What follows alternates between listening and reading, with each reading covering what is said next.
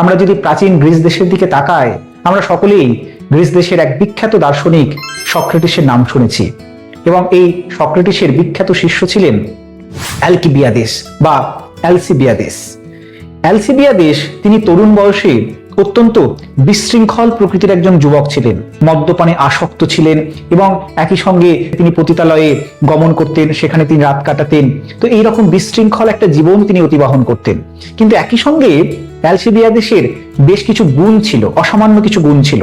তার একটা দিক হচ্ছে তার বাহ্যিক যে সৌন্দর্য, শারীরিক গঠন, শারীরিক কাঠামো ছিল চমৎকার, এবং গ্রিস দেশের মানুষ তার শারীরিক গঠনের প্রতি খুব আকৃষ্ট হয়েছিলেন।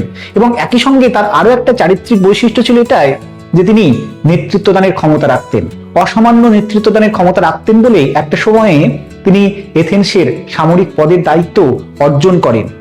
অ্যালকিবিয়াদেসের সঙ্গে সক্রেটিসের সাক্ষাৎ হয়। অ্যালকিবিয়াদেস সক্রেটিসের প্রতি আকৃষ্ট হন কারণ সক্রেটিস অসামান্য নৈতিকতা, আত্মনিয়ন্ত্রণ, আত্মসংযম, জ্ঞান এবং আদর্শের অধিকারী।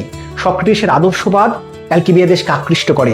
তিনি সক্রেটিসের কাছে নিজেকে সমর্পণ করতে চান, তার আদর্শের কাছে, তার নৈতিকতার কাছে। কিন্তু অন্যদিকে তার যে বিলাসী জীবন, তার ভোগবাদী মানসিকতা, তার নারী শরীরের প্রতি তার আসক্তি, এগুলো থেকে তিনি কিছুতেই নিজেকে মুক্ত করতে পারছিলেন না। একসময় দেখা যায় যে তিনি পতিতালয়ে রয়েছেন, সক্রেটিস তাকে সেই পতিতালয় থেকে হাত ধরে টেনে বের করে আনছে। এই দৃশ্য আমরা দেখেছি ইতিহাসে। এই অ্যালকিবিয়াদেস এবং সক্রেটিসের সম্পর্ক খুব জটিল একটা সম্পর্ক, এবং এই সম্পর্কের জটিলতা নিয়ে অনেক মতামত, অনেক বিতর্ক কিন্তু প্রচলিত রয়েছে। এবং শেষ পর্যন্ত দেখা যায় গুরু এবং শিষ্যর যে